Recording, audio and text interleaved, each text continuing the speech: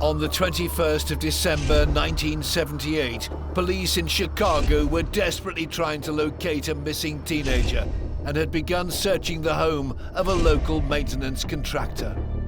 When they executed that search warrant, they went in the crawl space, and the very first shovel that they dug, they found human remains. The man they had in custody, 36-year-old John Wayne Gacy, was a popular socialite who spent his weekends dressed as a clown, entertaining children. At one point, chillingly, he says to the detectives, "You know, clowns can get away with murder." Well, never was a truer word said. In total, Gacy, the killer clown, had tortured and killed 33 young men over a 5-year period. 27 of the bodies were buried right beneath his own home. Using other human beings, inflicting pain and suffering and torture on another helpless human being, to me is the essence of evil. The remorseless John Wayne Gacy had proved himself to be one of the world's most evil killers.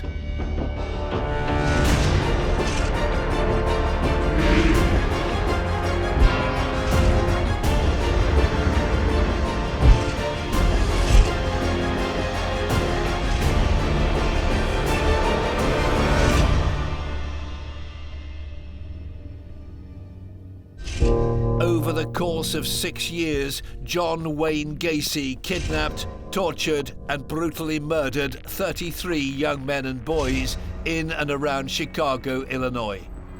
It was one of the most shocking sets of crimes in American history. The bodies of 27 of Gacy's victims were buried directly below the house he lived in. But this killer's story starts almost 40 years before. John Wayne Gacy was born in Chicago, Illinois on the 17th of March 1942. The second of 3 children, Gacy had a difficult upbringing. His father was an alcoholic who was reportedly both mentally and physically abusive to his children and their mother. His father spent apparently all of Gacy's childhood demeaning him and physically punishing him and telling him how stupid and worthless and effeminate he was. Gacy's childhood friend Barry Buscelli remembers the physical abuse he suffered at the hands of his father. If Johnny was 2 minutes late, no food. So a lot of times Johnny ate at our house and stayed at our house overnight. He used to take Johnny when he was sitting at the kitchen table, and he would take his fist and hit Johnny in the face. The father is a very significant figure in the genesis of Gacy's terrible deeds. For, to my mind, Gacy was always trying to satisfy his father, whom he never could. He was beaten repeatedly by his father, with belts, with brooms. At one stage he was knocked out by him. These people grow up with such a malignant view of the world and of human relationships, and feeling that human relationships are not based on love and trust and respect, that they're all based on exploitation and cruelty and inflicting pain. Gacy was a sickly child. He suffered from a heart condition, limiting his involvement in sports activities and consequently alienating him from his peers. Aged 11, an accident in a playground led to his teenage years being blighted by blackouts and hospital visits. At that time, the swings were wooden base swings with heavy chains coming down. Johnny went to grab it, and the swing clipped him right across the forehead and knocked him to the ground. By 1966, 24-year-old Gacy was married and had relocated to the city of Waterloo, 300 miles west of Chicago, in the neighboring state of Iowa.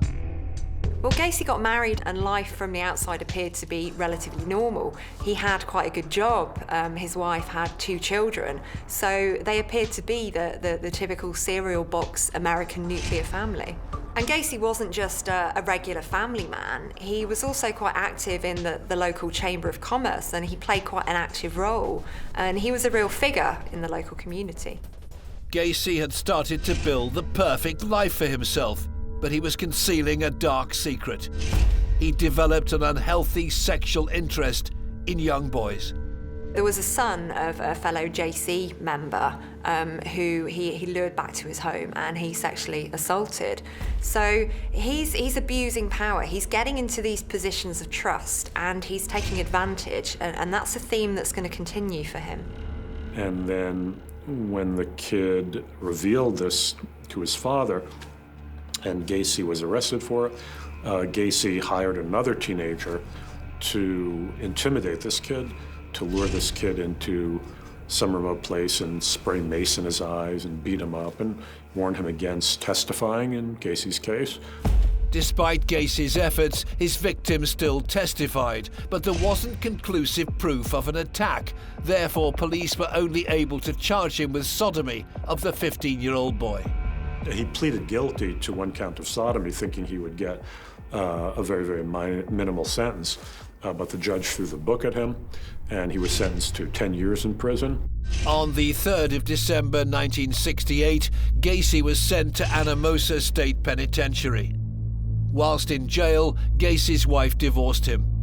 A further blow was dealt when his father died, and he was denied permission to attend the funeral. Given the perfect nature of Gacy's ability to groom whomever he came into contact with, within a matter of months, Gacy had become head cook at the prison, had convinced the staff that he was an absolutely ideal person.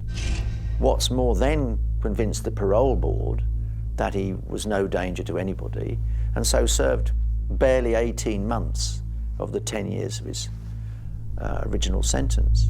In June 1970, now aged 28, John Wayne Gacy was released from prison and returned home to Chicago. His friends, family and neighbours were entirely unaware of what had taken place while he'd been living over 300 miles away in Iowa. His background was not looked into in any way, I think partly because he didn't go into any line of work in which any kind of background check would have been necessary. You know, he began his own business. I mean, none of his acquaintance was even remotely aware of his criminal background. In June 1972, Gacy got married for a second time, and he and his new bride set up home in the Chicago suburbs at 8213 West Summerdale Avenue. A house that would eventually become one of the most infamous addresses in America. 6 years later, in December 1978, 10 miles from Gacy's house, 15-year-old Des Plaines resident Rob Peast was reported missing by his mother. Detectives Mike Albrecht and Dave Hackmeister began to investigate the teen's disappearance. Rob Peast was like a stellar kid. I mean, he was the kind of kid that anyone would want as a son. Never been in trouble, never had any inclination to run away. He was a good student, very, very much out of character. He would turn up missing. So, that caught our attention, obviously. And at that time in the late 70s, there was a lot of stuff going on with the hippie movement, all that kind of stuff. But he made a determination very quickly that this was not a normal, quote-unquote, runaway. He didn't have any girlfriend problems, was not involved in drugs or anything like that, just an all-American good kid. At the time of his disappearance, Peast was working at a pharmacy in Des Plaines. So he had told an employee and actually his mother that he was going to go talk to a contractor about a job. And he then went out the back door, and he wasn't seen any time thereafter. Rob Peast seemed to have just vanished off the face of the earth. The two detectives desperately needed to track down the contractor, who was probably the last person to see him. Their search would lead them to the door of a 36-year-old man by the name of John Wayne Gacy. He divorced his second wife 2 years previously and was now running a successful business called PDM Contractors. Gacy would often employ young men, one of whom was Tony Antonucci. At the time when I met him, I was about 16 years old. And of course, like a lot of 16-year-olds, I I wanted to get a job so I could afford to have my car. My first impressions were that he was basically a likable guy, kind of jovial, liked to joke around, appeared very normal. Gacy seemed in many ways like the perfect boss. Sometimes at 3 o'clock in the afternoon, John would say, "Hey, it's a nice day out, let's knock off early and have some fun or do something," and all normal stuff, just kind of like you didn't expect, your boss to be the one that wanted to knock off early. Another young man who'd come looking for a job was 15-year-old Rob Peast, but he hadn't been seen since meeting with Gacy at the pharmacy where he worked. Detectives Dave Hackmeister and Mike Albrecht were investigating. We ran a records check on him, and as it turns out, he had a fairly lengthy background. He had spent some time in Iowa for sodomy, and so it was sexual crimes basically against children. Concerned by Gacy's criminal record, the police obtained a warrant to search his home. The warrant consisted of 3 facts. The first fact is that John Wayne Gacy, in fact, was at the pharmacy the night Rob Peast went missing. And fact 2, that Rob Peast had told people that he was going to see a contractor regarding a job. And fact 3, his criminal background. So on those 3 facts, they were able to obtain a search warrant. On the 13th of December 1978, police conducted their first search of Gacy's home, finding a number of suspicious items. They recovered various items of pornography. They recovered some books that were titled Pretty Boys Must Die. They also recovered driver's licenses of other young people. When they did a check on those driver's licenses, it was determined that those kids were also reported missing. Initially, we were hoping to find Rob Peast alive someplace. And it didn't take long to realize that probably was not going to happen. Another item recovered was a high school ring, which had belonged to missing 19-year-old John Schick, last seen in January 1977. Further investigation discovered that 2 of Gacy's employees had been reported missing. 17-year-old John Butkovich, last seen in July 1975, and Gregory Godzik, also 17 years old, missing since December 1976. It was an evolution as we went along. I think it was after that search warrant, we're pretty confident there's at least 5 or 6 victims that were associated with Gacy that hadn't been seen.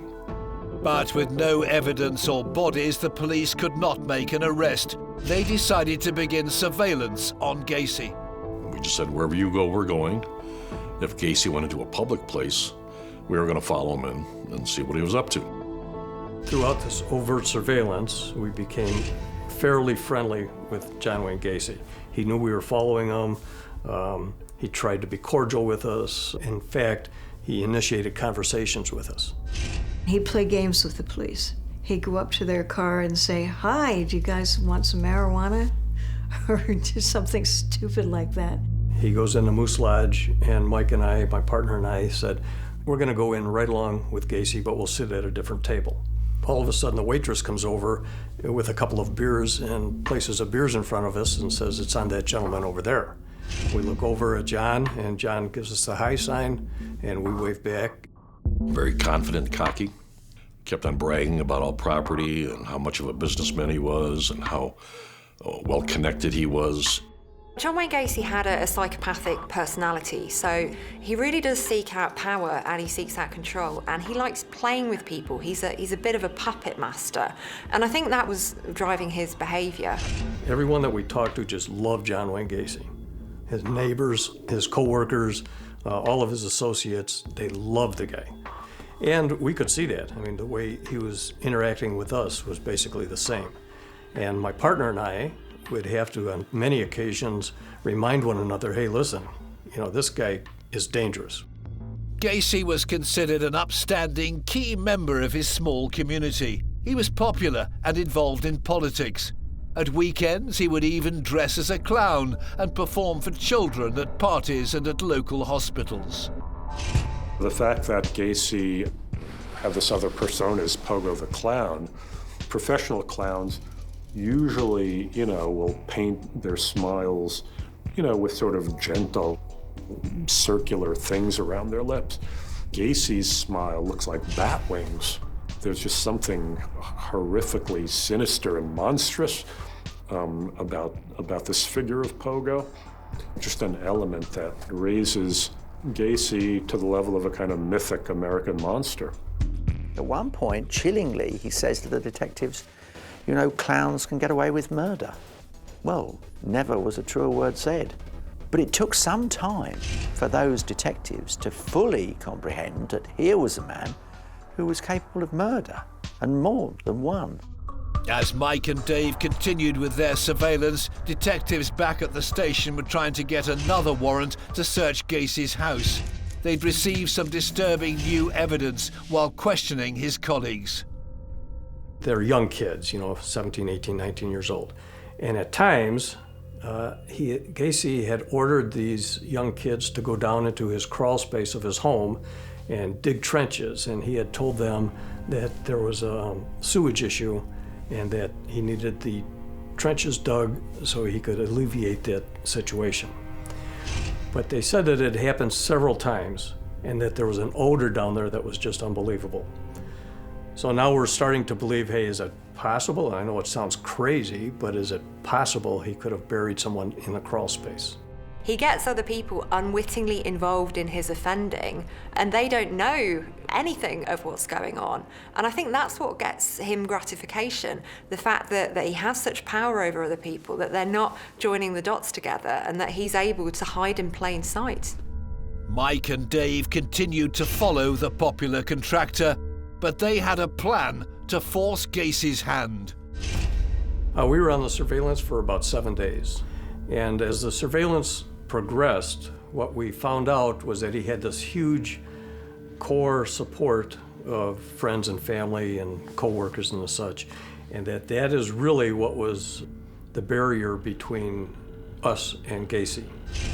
So we developed a plan for the investigators to put some pressure on all of these people that were supporting him, and slowly they started peeling back from Gacy, and we were feeding Gacy information that there's possibly looking to execute a second search warrant. He became more and more desperate. And the last day, it was about midnight or 1 a.m, he contacted his attorneys and met his attorneys in their office in Park Ridge. At that point, Mike and I are outside, and we see the attorneys waving us into the building. It was very uncharacteristic of the attorneys to do this. The first thing they were telling us, though, is to park your cars in front of Gacy's and don't let him out. If he tries to move, shoot his tires out. What's going on here? It was very obvious to us that the attorneys were absolutely scared to death, petrified. They're pacing up and down. They won't take their eyes off of Gacy. And that pretty much solidified the fact to us that he had confessed to his attorneys about at least a couple, 3 murders.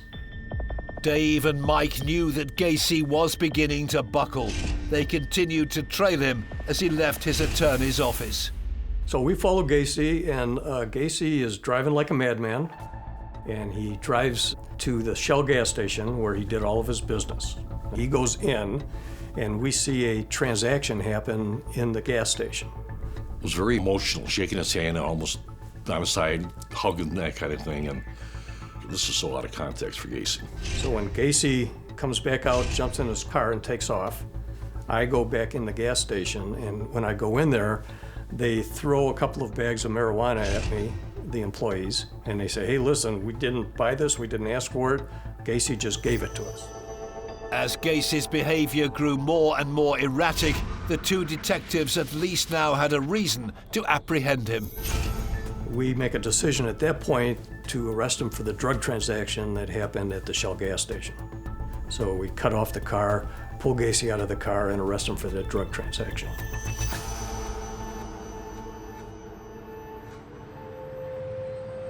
Devon in Milwaukee. This was Gacy's final location of freedom. That's it. He was never free from this point on. Grabbed him out of the car. He was all whining to us, why are you doing this to me and all that. And that's where it ended. So technically, he was arrested for marijuana possession and delivery. And then we took him to the station. While in custody, Gacy told detectives he was experiencing chest pains and was taken to a local hospital as a precaution. But he was just trying to buy some more time. The police had obtained the second warrant they'd been so desperate for. On the 21st of December 1978, they searched Gacy's home on West Somerdale Avenue for the second time. When they executed that search warrant, they went in the crawl space, and the very first shovel that they dug, they found human remains. Police had finally unearthed the secrets that Gacy had thought would stay buried forever. So they immediately called me, let me know that there was human remains in a crawl space, and at that time I arrested John Gacy for murder.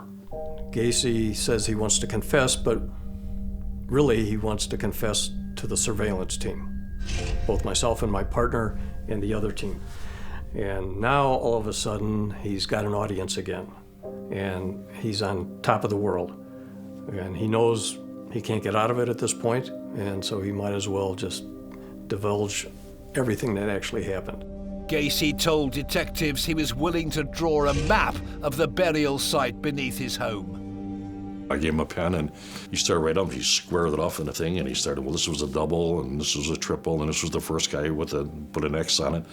Went around the whole crawl space with these places where the body was buried. I mean, they were digging with spoons and everything, but they obviously identified where all the bodies were, and they did an overlay of where the bodies were actually found compared to that diagram that he made, and it was unbelievable. It was right on the money. In total, 27 bodies were discovered in Gacy's crawl space. It wouldn't take long for news of this horrific discovery to filter out to the wider world. Then the arrest came down, and that was the headline on the local papers, everything, how many bodies they took out of Gacy's basement. Well, you know, when Gacy's crimes were uncovered, he entered into the record books, you know, as America's most prolific serial murderer. The notion that this, you know, pudgy, normal-seeming, decent, regular, ordinary guy was living in this horror house, you know, that was just suffused with the stench of death, and that there were the rotting bodies of 27 young men in his crawl space, bringing home and torturing young boys right in the midst, you know, of all his neighbors, and then going off to work the next day. When we booked him for murder, we asked Gacy where he was born. And Gacy looked at us and said, I was born in a state of confusion. And he smiled like that, and we captured the photo. In total, Gacy confessed to the murder of 33 young men and boys between 1972 and 1978. Gacy preyed on victims who he knew were not necessarily going to be missed by any family members. Rootless and homeless teenage boys who had no families that were going to miss them or care about their disappearance. At that time, in the late 70s, kids were running away all the time, and a lot of these kids were reported missing, but there was no follow-up. As it turns out, he had buried 27 young kids in the crawl space. He buried one of the young kids outside in his backyard, and he didn't have any room left on his property, so he threw 5 remaining victims in the Des Plaines River. One of the bodies found floating in the Des Plaines River in April 1979 was that of Rob Peast, the 15-year-old boy whose disappearance had ultimately led to Gacy's downfall. He was very descriptive on what he had done with Rob Peast. Rob Peast's mom was waiting for him in the front parking lot, and Rob said to his mom, hey, I'm going to talk to a contractor about a job, I'll be right back. He goes back in the pharmacy. Gacy is in the back parking lot, the alleyway. And as Gacy's leaving, Rob follows him outside and says, excuse me, sir, I understand that you hire young kids, and I'm really interested in having a different job. And Gacy says, well, jump in the car, I'll have you fill out an application. So Gacy actually drives Peast willingly to Gacy's house. While there, Gacy starts showing Piest some little tricks of the trade of being a clown. He shows him a couple of card tricks. And the last trick that he shows Piest is the handcuff trick. Gacy actually handcuffs himself and turns around and struggles with the handcuffs, and then turns back and he holds the handcuffs up. And Piest is pretty amazed at that, and he said, well, that's neat, how'd you do that? So Gacy says, well, here, you handcuff yourself, and I'll show you how to do that. So Piest handcuffs himself, and he struggles, and he struggles, and he struggles. And he looks at Gacy and he says, now, what's the trick to this? And Gacy reaches in his pocket and pulls out a key to the handcuffs, and he says, the trick is, you gotta have this key. This handcuff trick was part of an horrific yet clinical MO. Gacy, throughout all of the 33 killings, had developed a method of killing these young kids. He would pick up these victims. Some were kids who worked for him, but most were teenage runaways, and bring them back to his house and giving them drinks. He would sort of trick them into handcuffing themselves or being handcuffed. Gacy would use chloroform to subdue his victims. Chloroform's an old-fashioned anesthetic, really, so it gets into your lungs and it just renders you unconscious very effectively. He did what he called the rope trick. And when he had these young kids incapacitated like that, he would slip a rope over their neck, a knotted rope like a loop, and then put the stick in the back like a tourniquet, and he would slowly turn the tourniquet. And he said he had it perfected so well that he knew exactly how the body would react to each half turn. Putting a ligature around the neck, the first thing it's going to block is the blood vessels, so it prevents blood getting to the brain, prevents it getting back to the body from the brain. It's going to be very uncomfortable, and it can even render you unconscious in a small number of seconds. And he went into detail on how he would torture these young men. And he, in fact, did double and triple murders. He would incapacitate 2 or 3 people at a time and kill one person in front of the other victims, and then continue to kill the other victims. And he seemed to be pretty proud of that. But we used that to our advantage to keep him talking, and he described every killing to a T, exactly how it happened, all 33. As the news broke across the country, one shocked viewer who'd unknowingly experienced Gacy's MO firsthand was his ex-employee, Tony Antonucci. Whilst working for PDM, Tony had accidentally got a nail stuck in his foot. John took me and I got a tetanus shot and took me home.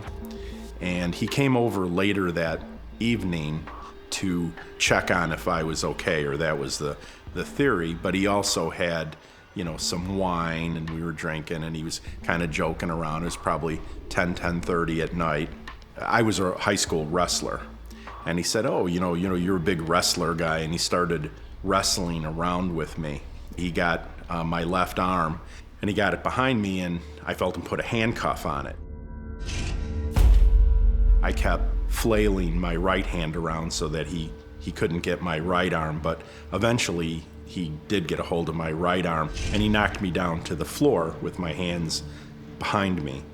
He left the room for a few minutes, and I realized that if I pulled really hard on my right hand, that I could pull my hand through the handcuff. I could get it out.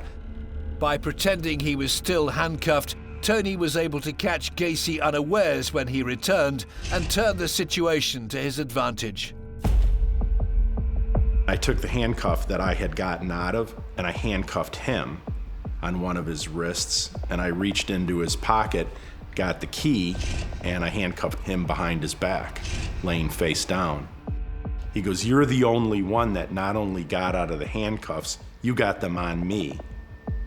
And I didn't know what that meant. I thought that this was some type of test that he had performed before. And I let him stay handcuffed for 10 or 15 minutes before I let him out of the handcuffs. And, he had previously agreed that when I let him up, he would leave. And he did. Tony had no idea just how close he'd come to being another victim of this deadly killer. I did not fear for my life, and not fearing for my life and not panicking is probably what saved my life. Because I'm sure if when I got out of the handcuffs, if I tried to run for the door or do something, you know, he was 33 years old and very strong, and I was 16 or 17. I'm sure he could have overpowered me if he knew he had to.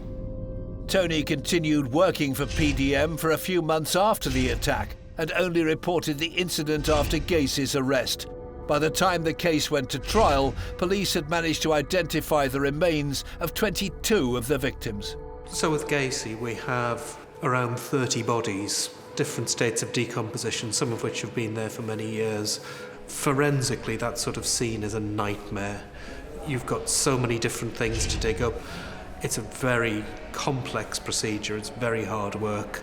It will involve a lot of people and a lot of time. 7 of Gacy's victims have never been identified. This close-knit community on the outskirts of Chicago was baffled beyond belief that such a monster had lived amongst them for so long. One of the effects that learning about these crimes has on the public is that it sort of reduces you to a state of childlike awe and terror and wonder. You know, you can imagine all these middle American suburbanites suddenly here are the authorities bringing out the decomposed remains of young men that have been stored in the crawl space of your neighbor's house. A horrified public were both shocked and outraged by the crimes Gacy had committed.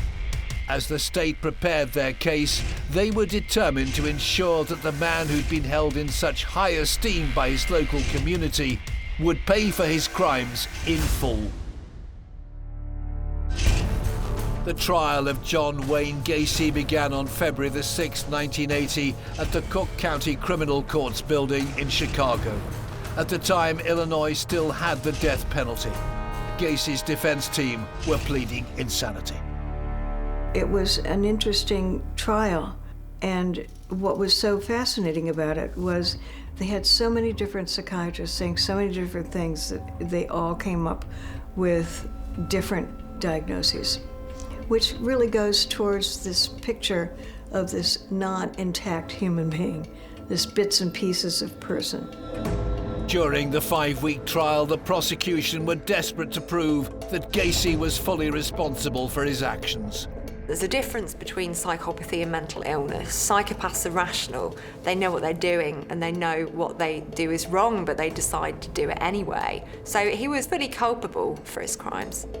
He was vicious, he was evil, he was not insane in any way. He knew exactly what he was doing, and he killed these people for self-preservation because he was so well-liked politically and business-wise, he couldn't have his public out that he was taking advantage of these kids. One of the prosecution witnesses was Gacy's former employee, Tony Antonucci, who'd been attacked by the 37-year-old contractor. I saw him in court, and he was off to my left, sitting at the table where the defense attorneys are, and he just stared straight forward. He was fairly far away. I might have caught his eye on occasion in the courtroom, but I was pretty nervous to be on a witness on a trial of that significance, even at that age, in my early 20s. On the 13th of March 1980, the jury had made their decision on the fate of John Wayne Gacy.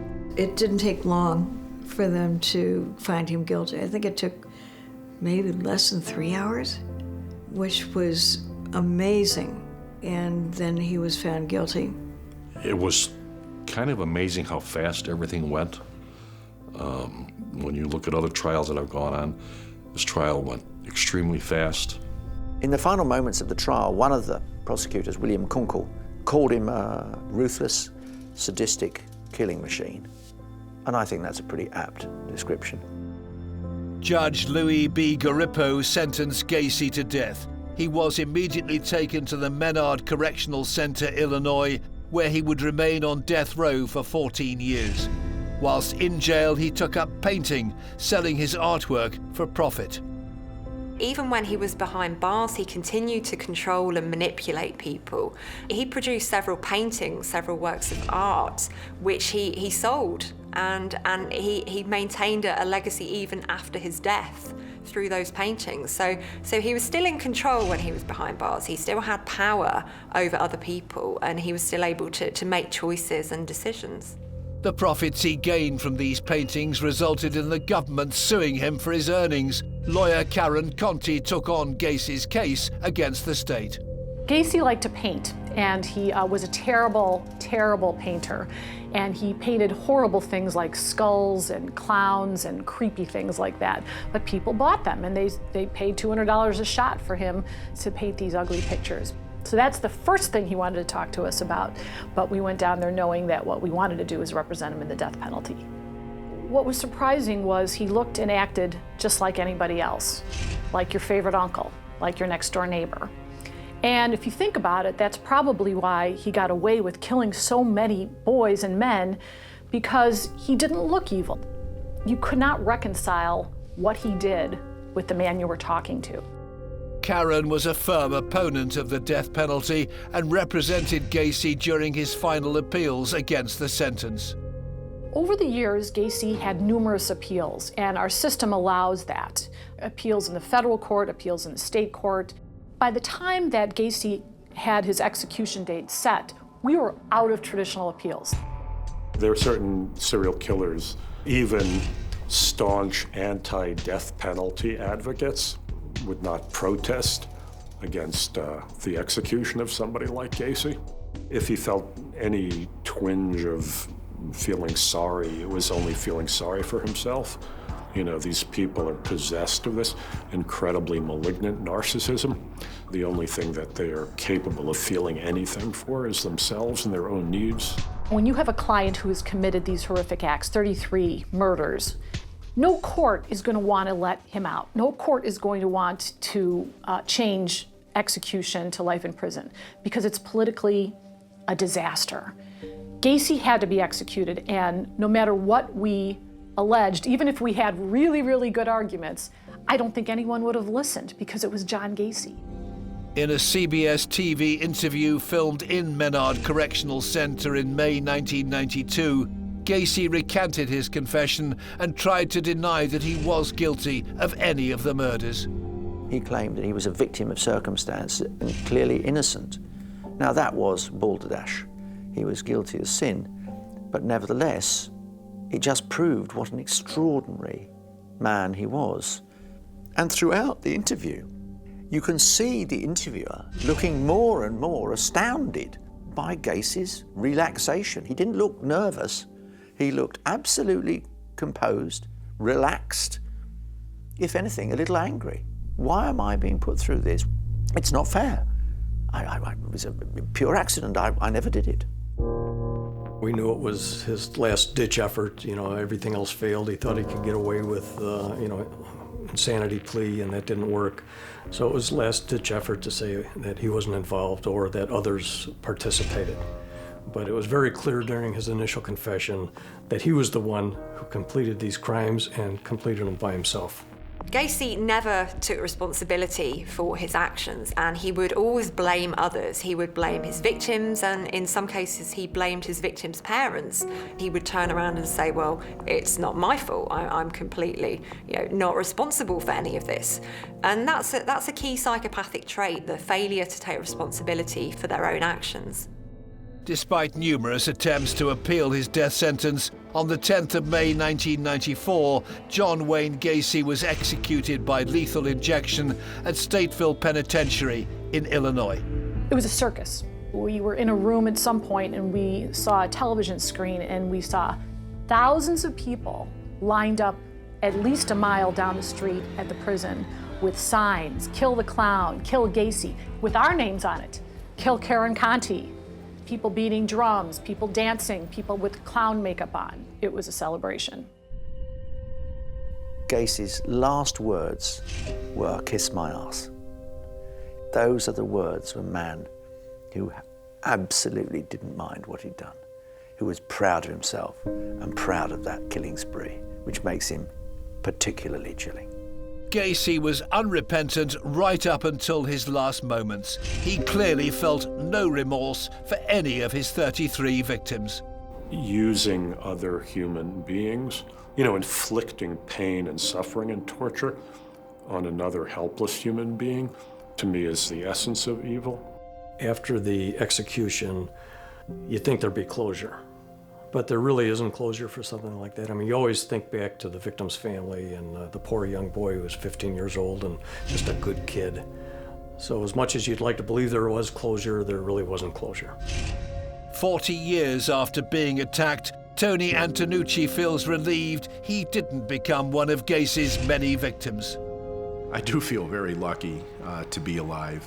I don't know what to attribute that to. Maybe luck definitely, the biggest component, a little bit of help from above, and basically my own ignorance of the fact that I was truly in danger and the fact that I didn't panic and just wanted to win the game, if it was a game, is probably what helped. I also would have been one of the earlier victims, so I'm sure his techniques became more honed after he was divorced and lived alone and had more freedom to act differently. John Wayne Gacy remains one of the most infamous killers in American history. His horrific murders continue to haunt the nation to this day. I still get weird emails. I still get weird things where people lash out and say terrible things to me about representing Gacy. So as Gacy said to me, your obituary will read Karen Conti represented serial killer John Gacy. And although I won't be around to verify that, I have no doubt that's what it will read. For kids, monsters are real. As you become an adult, you realize, well, there are no real werewolves, there are no real vampires. But then something like this happens and, it's like, whoa, this monster is real. There is this ogre. It's transfixing, it's riveting. It's fascinating in the most horrifying way. Gacy was the epitome of evil. And he was the epitome of being a great guy, which gave him the ability to be the most evil guy in the world. Gacy's outward persona of a charming socialite helped to keep his crimes hidden for over 5 years. But behind the mask of this friendly clown was a sadistic killer who cruelly and savagely ended the lives of 33 young men by torturing them in the most hideous of manners, all for his own selfish sexual gratification. His lack of remorse for any of his victims or their loved ones, right up until the day he was executed, proved that he is, without doubt, one of the world's most evil killers. Shortly before midnight on July the 22nd, 1991, 2 Milwaukee police officers were flagged down in their patrol car by a man with a pair of handcuffs dangling from one wrist. The police had no idea that this bizarre encounter would lead to the arrest of one of the most prolific serial killers in U.S. history. That night, people were afraid. People were whispering under their breaths, it was the devil. It's the devil. The man had escaped from a small one-bedroom apartment on North 25th Street. When the officers went to investigate, they found themselves in a living nightmare. They saw the body parts, and then one of the officers said he heard a scream. Then he realized later he was the one who screamed when he saw the body. Without detection, 31-year-old Jeffrey Dahmer had killed 17 young men across a 13-year period. He hasn't got the same level of repulsion and shock at dead bodies or mutilated bodies that most of us have. It was just another aspect of his life. Jeffrey Dahmer had etched his name in history as one of the world's most evil killers.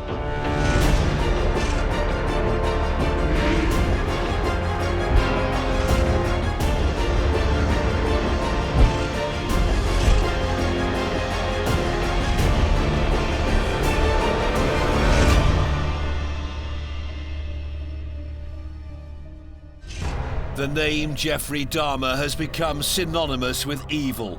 Between 1978 and 1991, he killed 17 young men and boys by drugging them before strangling them to death.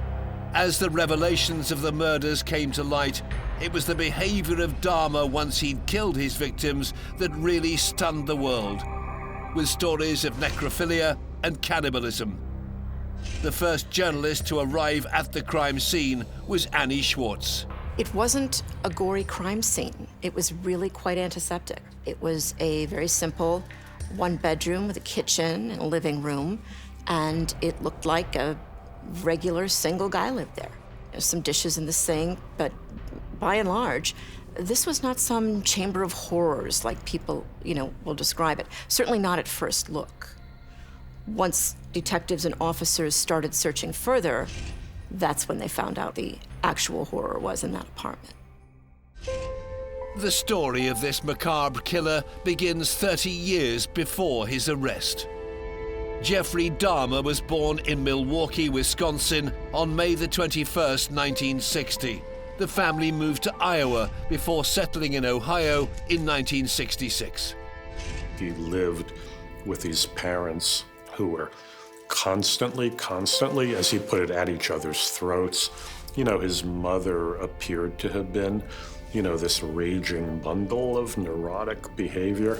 The parents were constantly fighting and screaming. And, Dahmer himself, evidently, throughout much of his early life, was completely ignored by both of them. Were so caught up in their own psychological turmoil.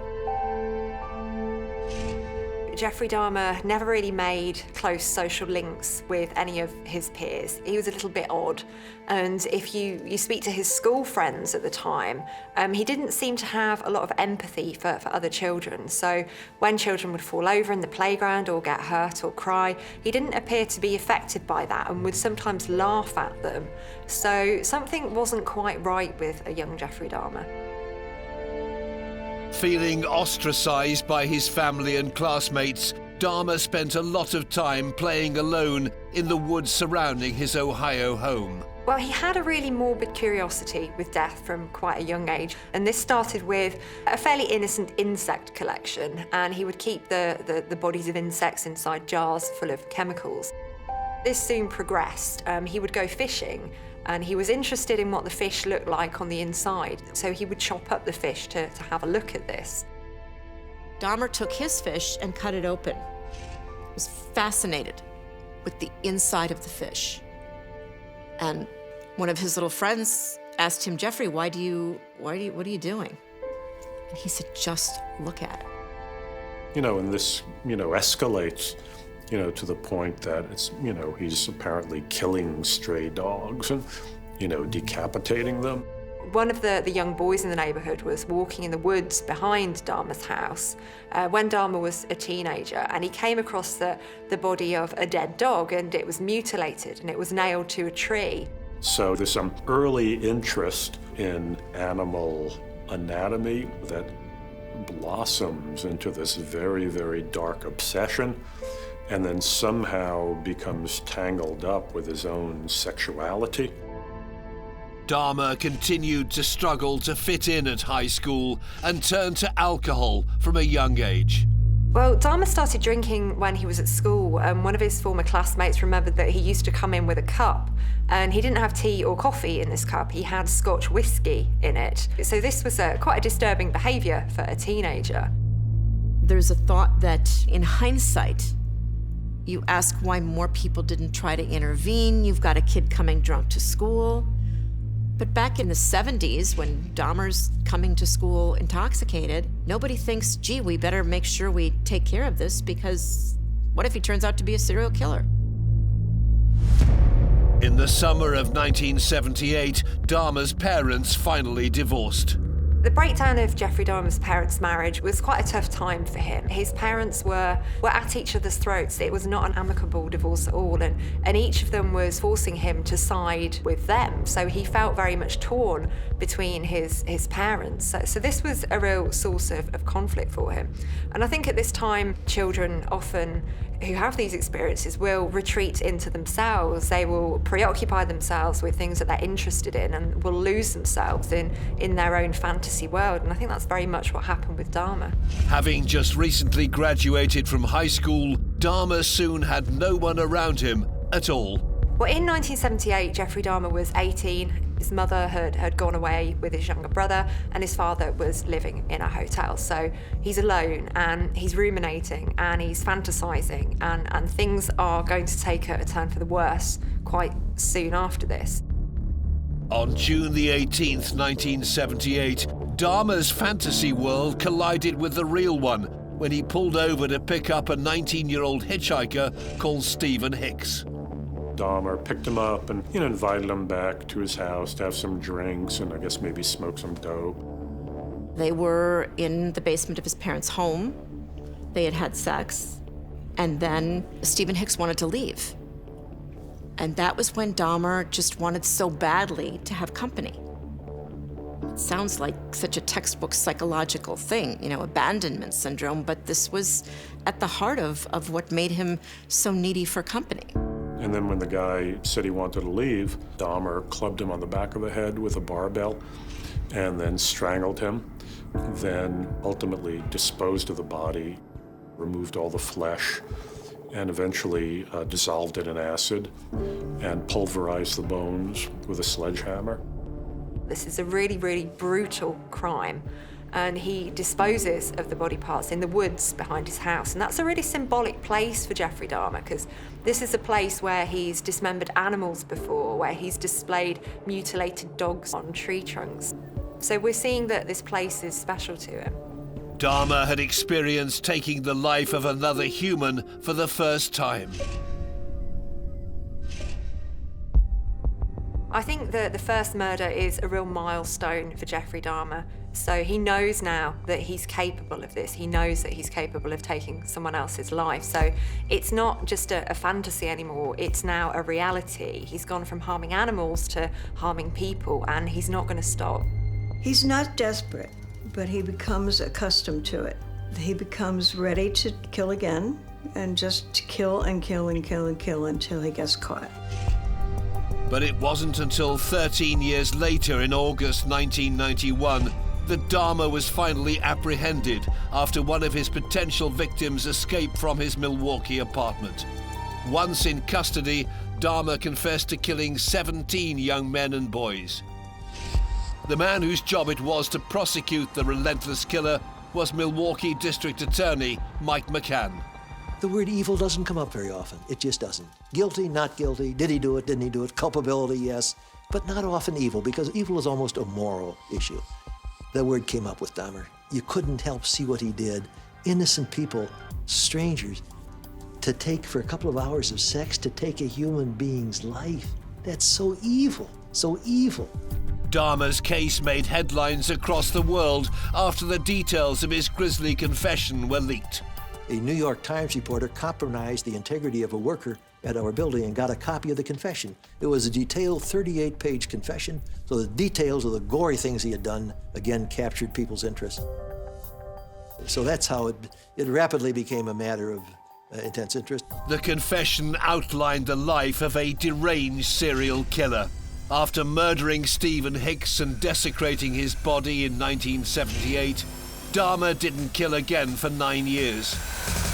After dropping out of Ohio State University after just one semester, he was spending most of his days drinking until his father urged him to enlist in the US Army.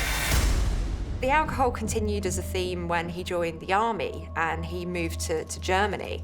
One of his former colleagues remembers him just sitting in his room drinking gin all day long, not even leaving his room to eat.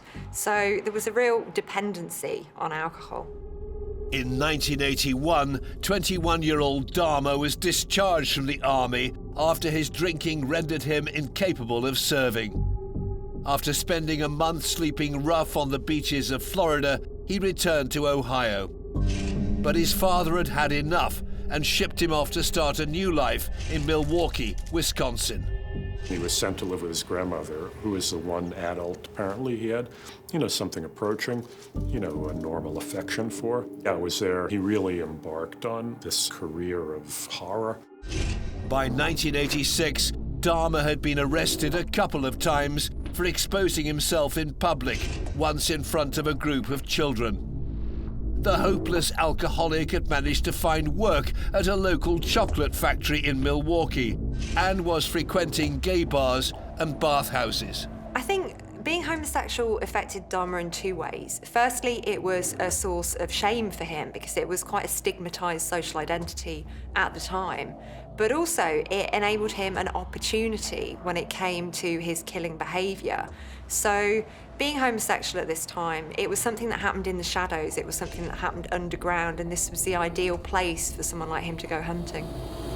It was this exposure to the gay scene that seemed to reawaken the dark sexual urges inside of him. And by September 1987, over 9 years since the murder of Stephen Hicks, Jeffrey Dahmer was ready to kill again. His idea was to drug people and keep them with him so that they wouldn't answer back to him, they wouldn't argue with him, they wouldn't fight him, they would stay with him. That's what he wanted. He wanted companionship. So he would go to the bars on Milwaukee's near South Side, and he would have conversations with people in these bars. And when he was talking to these people, these prospective victims, he would say, "So what was it like when you came out? How was your family about it?" So if your response was, "Oh, my family has been great, they're so supportive, I'm very close to my parents," that person wasn't going to be a victim. But if the person answered, "My parents aren't speaking to me anymore. I'm estranged from my family. I'm kind of on my own now," that was the perfect victim for Jeffrey Dahmer because he wanted to choose people who wouldn't be missed.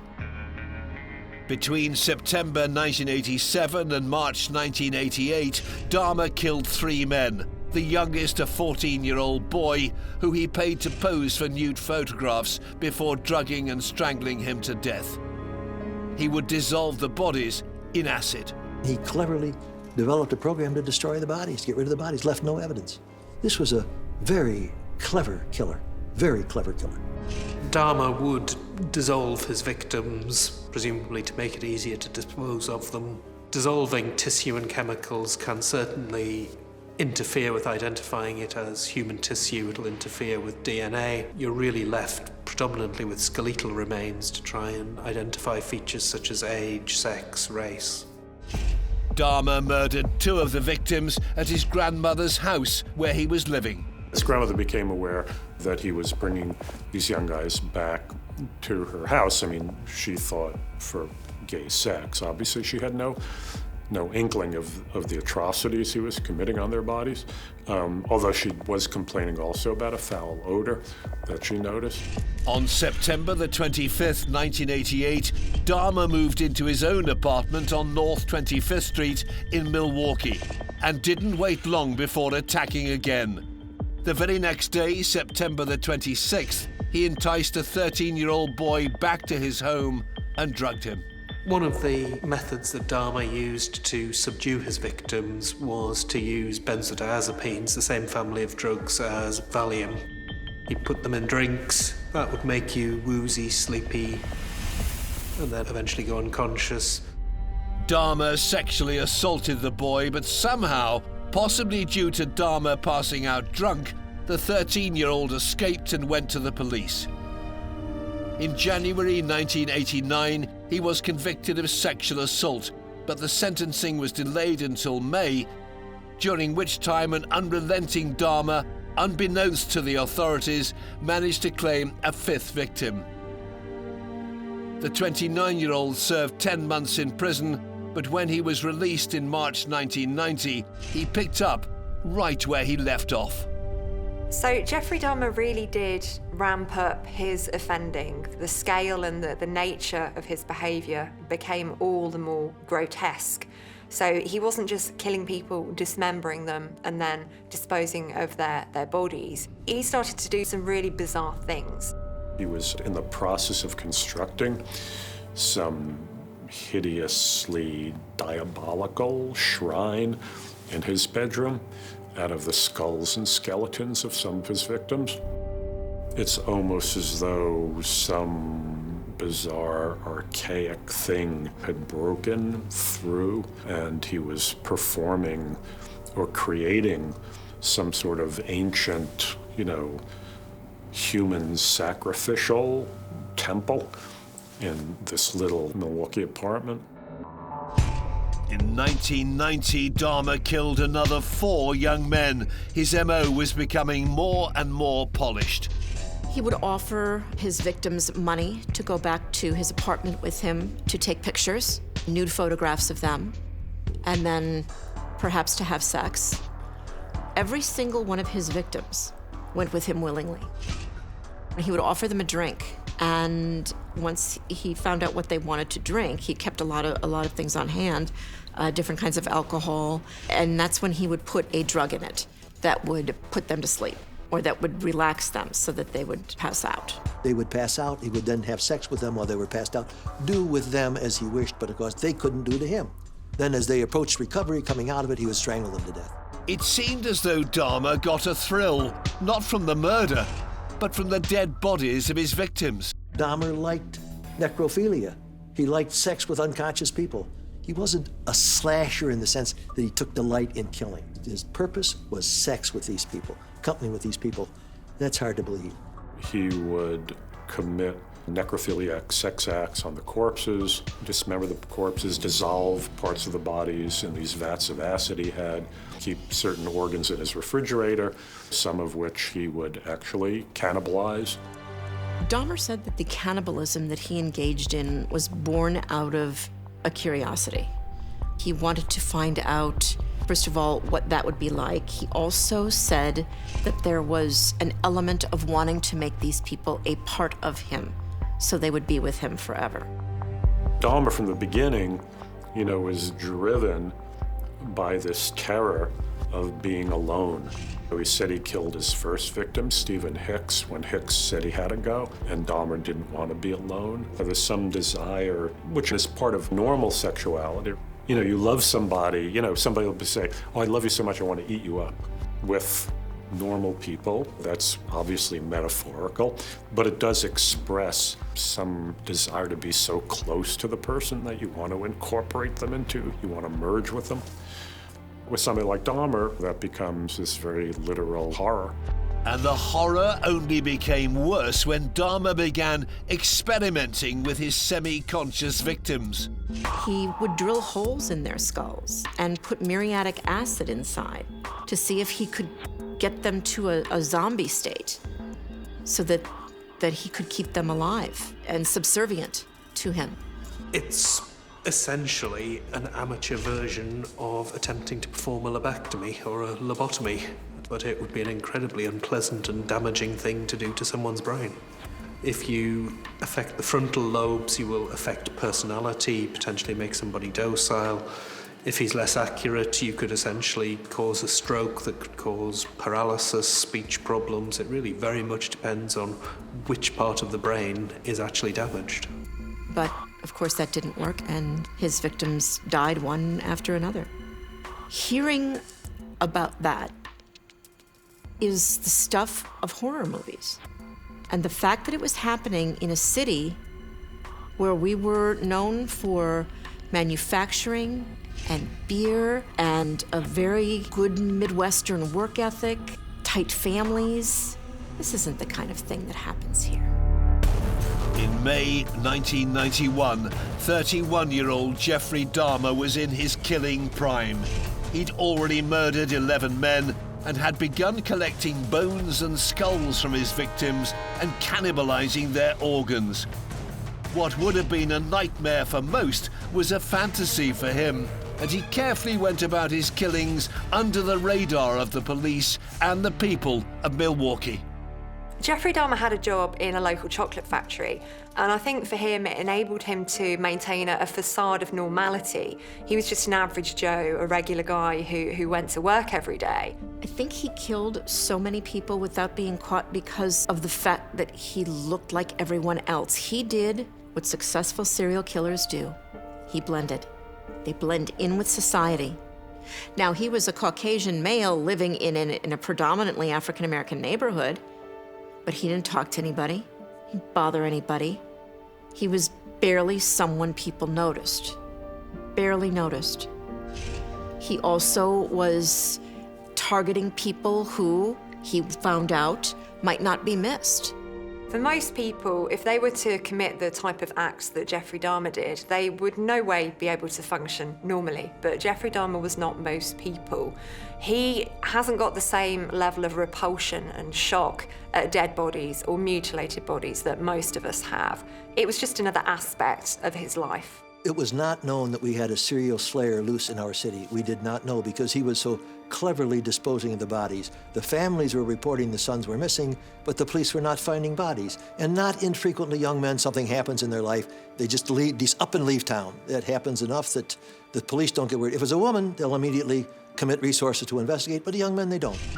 But on May the 26th, 1991, Dahmer came agonizingly close to capture after an encounter with a 14-year-old boy. Dahmer had taken Conrad Synthesymphone, a young Asian male who he found attractive. He met him in the mall, offered him money to go back to his apartment. He went, and he began to work the ritual. Dahmer would drug him, and then he began the process of this crude lobotomy, and he had drilled a hole in this young man's head. He took a break. He ran out to get more beer. While he was gone, Konarak ran out of the apartment. He was naked, he was completely dazed, and he was running up the alley next to Dahmer's apartment building. A woman in another apartment building saw him running up the alley and said, "There's a boy running up the alley, something's going on," and then these women called the police. And then Dahmer appeared, and again, this is another remarkable characteristic of these psychopaths, is that they have an ability to maintain, a kind of coolness under the most extraordinarily high-pressured circumstances. So he walked up to the officers, "Good evening, officers." He's very polite, he's sober, and he said, "This is my boyfriend. He came to stay with me. We had a little bit too much to drink, and he ran out of the house." He said, "How old is he?" Dahmer said, "He's 19. And the officers said, "Okay, well, just to make sure, let's all walk back up to the apartment together." The cops went in and looked around. They even peeked into the bedroom where there was a decomposing corpse of one of Dahmer's previous victims, but, they took such a cursory look at it that they didn't even notice it. Assuming the couple were having a lover's tiff, the two police officers left Konarak alone with Dahmer in the apartment building. And in the early hours of the morning, he murdered the 14-year-old boy. An opportunity to catch the killer had been missed. I think that really speaks volumes about the attitudes of the police at the time in terms of ethnic minorities, in terms of young people, in terms of the gay community, and that was another victim that could potentially have been saved. So there's this terrible thing going on behind closed doors and people just aren't seeing it. People aren't wanting to see it. Even the police are not joining up the dots and finding out what's really going on. So this is allowed to just bubble away and get worse. After evading capture, Dahmer was free to continue. There was two sides, really, to Dahmer's pleasure that he got from killing his victims. So he was a sadist who enjoys the pain and suffering of other people. And with sadists, that thrill ends when the victim dies. But Dahmer was also something of a necrophiliac who was interested in having corpses around and doing things with those corpses. And that means that the thrill starts with death. So he has this continuous fulfillment going on. And he's always fully in control. And I think that's what's really at the root of Jeffrey Dahmer. It's power and it's control, and it's the feeling that he has all this knowledge about what he's done and nobody else quite knows what he's up to. By July 1991, Dahmer's desire to kill had become insatiable. In just 16 days, he murdered 4 more men, bringing his total number of victims to 17. But Dahmer's reign of terror was about to come to an end. On July the 22nd, he met a man called Tracy Edwards. While they were together in the apartment, Dahmer threw a handcuff on him. This was now the beginning of his ritual. Dahmer had taken photographs of his victims in various stages of dismemberment, Polaroids. And those were sitting on the dresser inside the bedroom. They weren't sitting out in the main living room, but there was some speculation that Tracy Edwards had perhaps seen that. And he ran out of the apartment in his underwear, ran down the street, and when he saw the police car, Tracy Edwards has said his intention was just to get the handcuff off. That's all he wanted. He stopped these cops to say, hey, can you just get this off of me? So he stopped, and the officers start talking to him about what he saw, and then they said, well, we should probably check this out. Let's all go back to the apartment. Dahmer answered, and the minute he saw that it was the police, he tried to shut the door on them. The police pushed the door open a bit. They started struggling with him, and then finally, he just gave in. And that was when Dahmer was officially finished. He was finished killing, and he knew that he was finished. The police officers immediately arrested Dahmer after finding the remains of some of his victims in his apartment. They saw the body parts, and then one of the officers said he heard a scream. Then he realized later he was the one who screamed when he saw the body. So they knew they were dealing with a very serious offense. Dahmer did not resist, a little slight resistance, but Dahmer was taken into custody, and the investigation was initiated. What followed was an incredible media circus on Dahmer's doorstep, as unbelievable stories about what was being uncovered inside his apartment were revealed.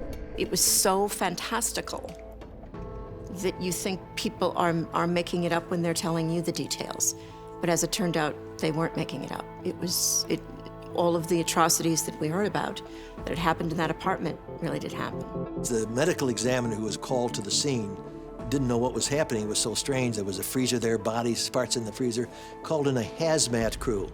Well, our television stations cover the police radio. When they hear that, they dispatch crews there. The first day was local television, second day, national television.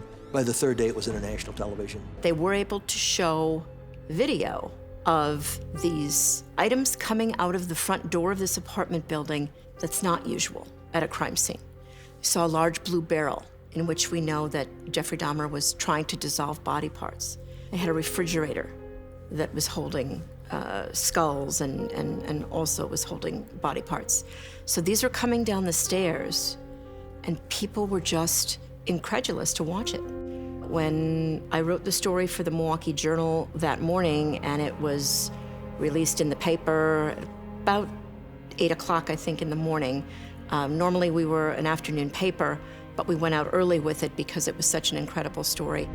But no one quite knew the enormity of the crimes until Dahmer confessed to detectives at the local police station. When I've spoken to the detectives that were working this case, they have said this was not a great whodunit. This would have been a whodunit if Jeffrey Dahmer hadn't confessed to everything. When Dahmer was arrested, there were already a number of bodies in his quarters. He gave full confessions to the police, detailing his involvement in 16 separate slayings. Most of the time, he did not know the name of the victims. When Dahmer remembered a crime that he might not have shared with the detectives, he would have the jail call them, whether it was the middle of the night or the middle of the day, and say, I remembered something else, please come over. Dahmer had said he wanted to make sure that he didn't forget anything because he wanted those families to have closure. I'm not sure about that. That may be giving Jeffrey Dahmer more credit than he is deserved, but he did claim to want to try and remember so that all of those families would have closure. One of the interesting things about Dahmer that does differentiate him from other killers of his breed is that he did seem to be capable of a certain degree of remorse and certainly recognized the extent of his depravity. Although he confessed to killing 16 people in the state of Wisconsin, Dahmer was first charged with 4 counts of murder on the 25th of July 1991, and a further 11 counts were added in August.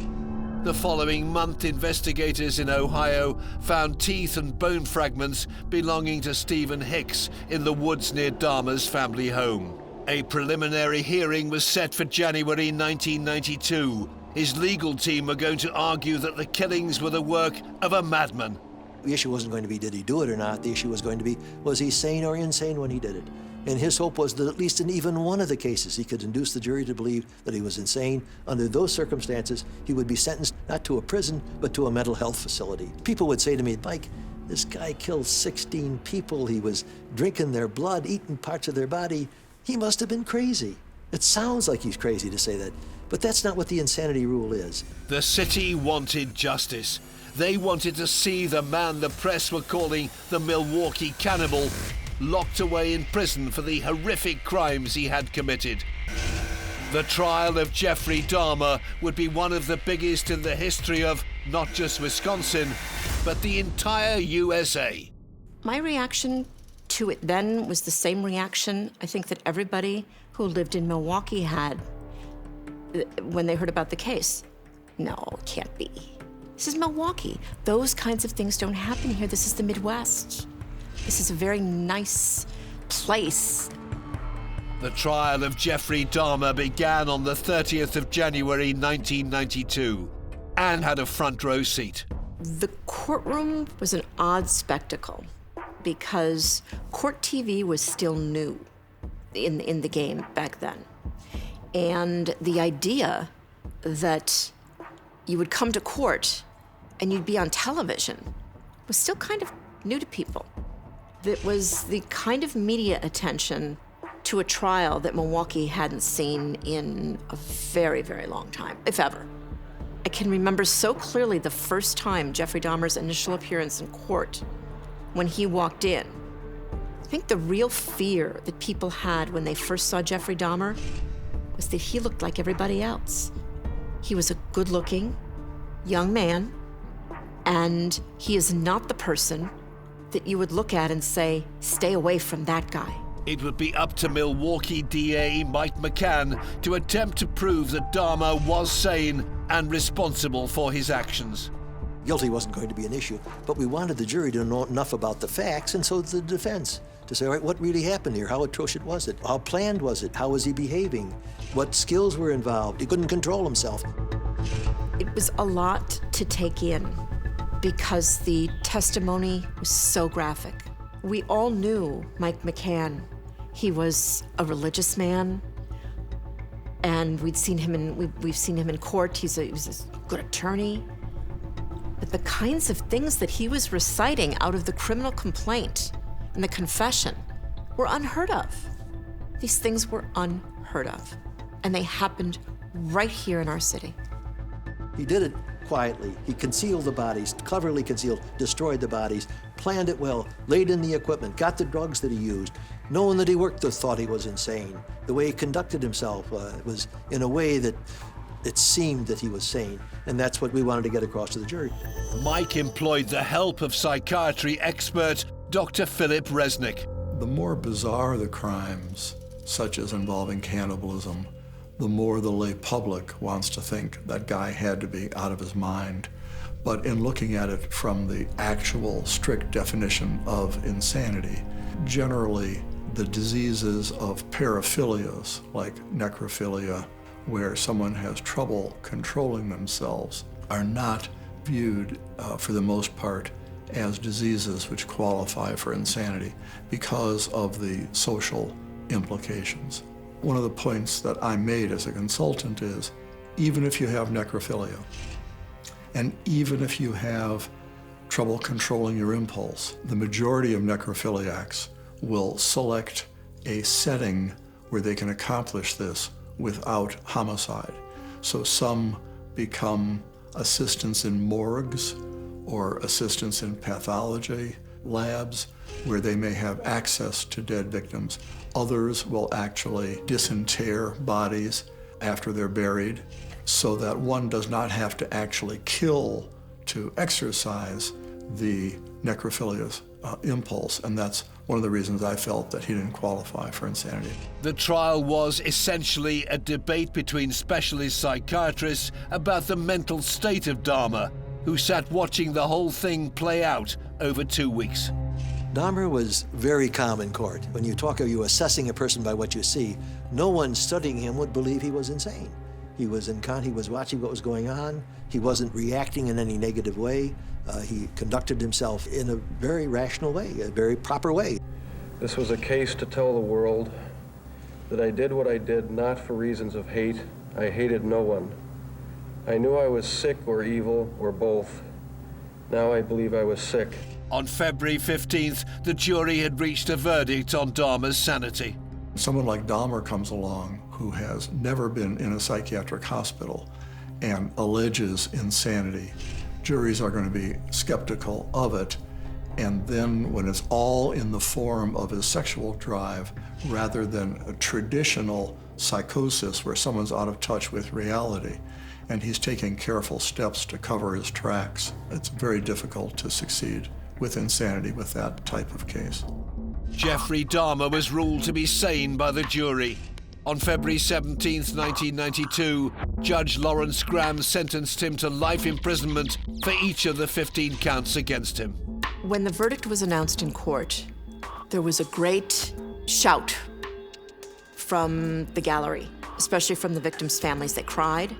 I was pleased in the sense, happy, not exuberant, but happy that this danger was removed from our community, that the jury had not been hoodwinked, that the jury realized this chap was not insane. The state of Wisconsin does not have the death penalty, but Dahmer would have to serve a minimum of 936 years. He was immediately sent to the Columbia Correctional Institute in Portage. 3 months later, on the 1st of May 1992 in Ohio, Dahmer was also found guilty of murdering Stephen Hicks in 1978 and given yet another life sentence. Dahmer always said that he was compelled to kill, that they were urges. He said, I had urges that I could not control. He also said that even though he was in prison, he was relieved that the killing was done. He still had the urges. They didn't go away. He was just in a place where he couldn't act on them. Locked away for the rest of his life, Dahmer found comfort in the Bible. And by 1994, he decided to get baptized. The prison called on local minister Roy Ratcliffe. So I was quite surprised to be escorted to a little room and left alone. And then Jeff comes to the room and he closes the door, and then there's he and I sitting together across the table. And I'm thinking for a moment, wow, I'm in a room with a man who's killed several people. So yeah, that was a little bit disconcerting. But I was there for a purpose and for a reason, so I wanted to find out what was going on and to see what I could do to help. So my fears were set aside primarily because of my focus on what I was trying to do. Jeff was a normal guy, courteous, very respectful to me. When we shook hands, I noticed his hands were rather small. Looking at his hands and thinking, wow, these are the hands that strangled people, these are the hands that murdered people, these are the hands that dismembered people. On May the 10th, 1994, the same day that notorious serial killer John Wayne Gacy was executed, Jeffrey Dahmer was baptized in a prison bathtub. Then the door opened and I walked into the room, and Jeff had already crawled into the tub, and the only thing that was above the water was just simply his head. And so I baptized you in the name of the Father, Son, and the Holy Spirit for the forgiveness of your sins, and pushed his head down under. And then when he came back up, I said something I often say to people when I baptize them. I said, welcome to the family of God. And he said, well, thank you very much. But just 6 months after his baptism on November the 28th, 1994, Dahmer and another convicted murderer, Jesse Anderson, were attacked and killed by a fellow inmate. Christopher Scarver took a barbell, went into the bathroom, and beat both Jeffrey Dahmer and Jesse Anderson to death. There were a number of people who felt that Jeffrey Dahmer got exactly what he deserved. When I called his mother, she said, well, now everybody got what they want. The monster is dead. And then she said, he was my son. He was my boy. It was a terrible, terrible death in that sense there. But for some people, it was a relief. They were glad because all they could think about are the crimes he committed. They're not thinking about what I'm thinking about is here's a person who's trying to serve God as best as he can, and now his life is being taken from him. I mean, some people see some sort of poetic symmetry in the fact that Dahmer's first murder was the one in which he bludgeoned the teenage hitchhiker Stephen Hicks to death with a barbell, and that he himself died in a very, very similar way. The apartment on North 25th Street that housed Dahmer's macabre collection of victims' remains and where 12 young men lost their lives was demolished in November 1992. But Dahmer's twisted legacy has been impossible to wipe out. He has become one of the most infamous serial killers in the world. I think of Dahmer as sort of like the flip side of somebody like Mozart? How do you account for somebody creating that kind of music? Ultimately, how do you account for somebody who is luring young men to his apartment and drilling holes in their skull and injecting brains with muriatic acid to turn them into zombies? There's something there ultimately inexplicable. Jeffrey Dahmer committed some of the most evil acts that I have ever written about or heard about or seen on a television show, because they were real. I don't know if he was sane or insane, because that's not my training to figure that out.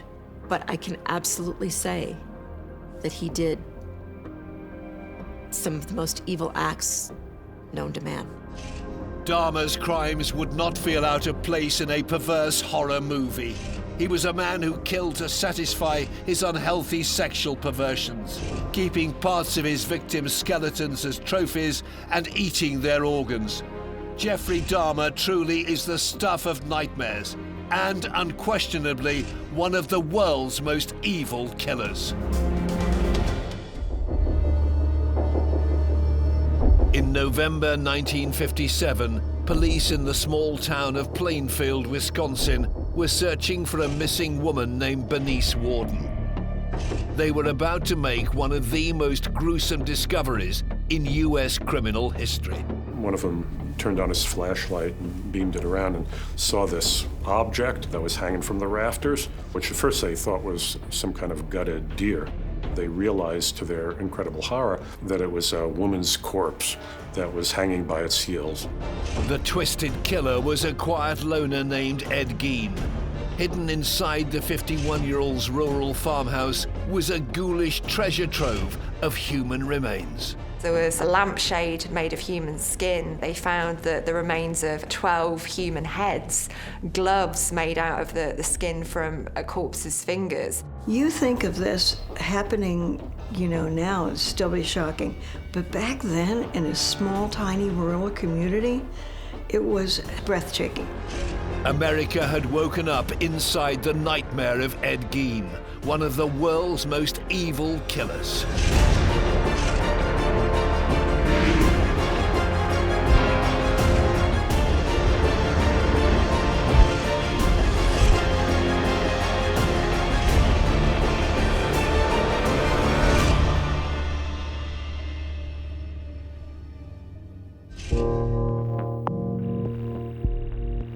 The gruesome crimes of Ed Gein horrified 50s America. When his rural home was searched on the 16th of November 1957, the police uncovered a Gothic house of horrors. As well as the remains of 2 missing local women, they found an array of human bones, skulls, and skin that had been fashioned into furniture and clothing. The town of Plainfield was in complete shock. One of the residents who remembers the effect Gein had on Plainfield is Max Harrington. I think shock would be the biggest thing that we could use to describe the atmosphere in the community. We were still pretty much a clannish community at that time, when a lot of the families that were here had always been here. It took your breath away, it was shocking. Well, it still is. People don't do things like that in a small town on a normal day. That's just not part of what we grew up with. The story of this twisted killer begins over a century ago. Ed Gein was born in La Crosse County, Wisconsin, on the 27th of August, 1906. By the time he was 8 years old, his parents moved Ed and his older brother Henry to Plainfield. Well, the Gein family moved to Plainfield from La Crosse, Wisconsin, partly because the mother of the family, the matriarch, Augusta, had decided that La Crosse was a kind of Sodom and Gomorrah-like hellhole, and she didn't want her children to be corrupted by all the immoral influences of the big city. Needless to say, La Crosse was not a particularly big city, but they moved to a remote farmhouse about 6 miles west of, you wouldn't necessarily say downtown Plainfield, because there was no uptown Plainfield. It's Not the largest city in the state of Wisconsin, but it's plenty big enough for those of us that live here. Plainfield was a very remote, isolated, featureless little village. A state guidebook at the time described it as totally nondescript. The population was very small, never more in its history, I think, than 700 or 800 people. You know, probably the entire population of the village could have fit into a New York City apartment building. The Geinn's 150-acre farm was located on the corner of Archer and 2nd Avenue. Ed rarely got to leave the property and socialize with other children. His mother, Augusta, is a very domineering character indeed. She is a devout Christian and she has some very extreme ideas about sin and about morality. And she drums into her sons that they're not to socialize with anybody outside of the family because all of the people around them in the local town are sinners, they're evil, all the women are whores. And so she creates this very insular family environment where they're quite isolated from the rest of the community, and that has a really significant impact on them. Geinn seemed to have been very friendless whenever he would make some kind of friend. On those rare occasions, when he would try to make a school friend and bring home a school friend, the mother would immediately find some reason to disapprove of the other child and forbid Ed from ever bringing him home. So he grew up again in a state of complete social isolation. And Geinn's relationship with his father was also far from perfect. Well, the father, George, was an alcoholic. He appeared to have been somewhat free in his use of physical punishment, but mostly the picture that emerges of George is of, kind of a hapless individual who was, as all three male members of the family were, under the thumb of his wife, and again, who was regarded as much as anything else as a sort of obstacle or impediment to the household. As Ed entered adolescence, his life became even more insular. He dropped out of school when he was around about 12 or 13 to work on the family's farm, and he was considered to be a bit of an oddball. He was quite a loner, and he enjoyed quite solitary pursuits, so he really quite liked reading and was quite a prolific reader. So he was somebody who didn't really fit in, but worked incredibly hard to keep the family farm going. On April 1st, 1940, Ed's father, George, died of heart failure, leaving 33-year-old Ed, his brother Henry, and Augusta alone on the family farm.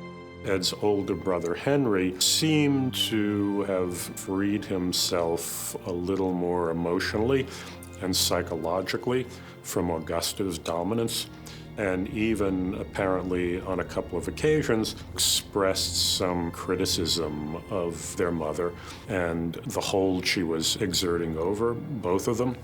So Ed, who at least on a conscious level worshipped his mother and saw her as a kind of goddess who could do no wrong, appears to have been both a little shocked, that Henry would find any cause to criticize Augusta, and possibly built up some kind of animosity toward Henry for that attitude.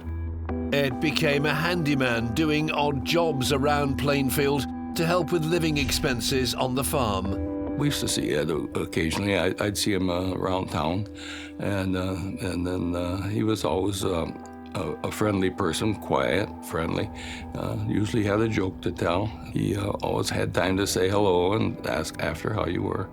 A person who you would never suspect of anything other than being a decent sort of person. In May 1944, death would hit the Geinn family once again, but this time in more suspicious circumstances after a brush fire on their farmland got out of control. Ed and Henry were out there trying to put out the fire, and they got separated, and Ed could not locate Henry, and he went and got help. But then after getting this help, he led the other people directly to where Henry's body lay, and there were some mysterious bruises on Henry's head. Anyway, the official verdict of the medical examiner was that Henry had died of a heart attack while fighting this fire, and had injured his head when he fell and hit a rock. But afterwards, when Geinn's crimes were uncovered, there was a lot of talk that perhaps Henry had been a victim of Ed's, that Ed, in fact, had killed Henry partly because of Henry's criticism of Augusta. The impact upon their mother, Augusta, was phenomenal. She really broke down about Henry's death, and she had a stroke. But of course, by then, you know, the psychic bond between Augusta and Ed was so incredibly intense already. Evidence seems to suggest that with the other two men out of the way, Ed reveled in having his mommy alone to himself. But Geinn's mother never really recovered from her stroke, and their time alone only lasted for 19 months. Ed nursed her very, very diligently, even apparently would get into bed with her on occasion and stroke her and comfort her. And then she seemed to recover, but then she suffered another, this time fatal stroke. Augusta Geinn died on December the 29th, 1945. 39-year-old Ed was completely devastated. Because his mother was so domineering, I think she really did stunt his development, and he almost got stuck at a kind of teenage adolescent phase in his life. So looking at how he behaved at the funeral, he was in his 30s at this time, and he was reported to be wailing like a small child. So he hasn't got that kind of emotional control that's associated with 30-something men. The death of his mother left him completely isolated. You know, living in this increasingly ramshackle, dilapidated farmhouse that he ceased to take care of whatsoever. Augusta was his only real human contact.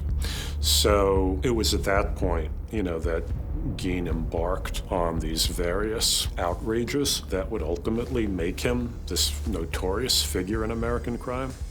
Alone and isolated from the rest of society, Geinn spiraled out of control. Over the next 12 years, he became obsessed with recreating the world he'd shared with his mother. It would lead him to a series of dark and disturbing crimes that would eventually culminate in murder. One of my summer jobs when I was a student in high school was mowing the cemetery. And two of my buddies and I, that was about a 4-day job for us to mow that. And we would see Ed out there on occasion. He'd come out, and if he saw us working, he'd always come over and say hello. And again, sometimes have this little story to tell.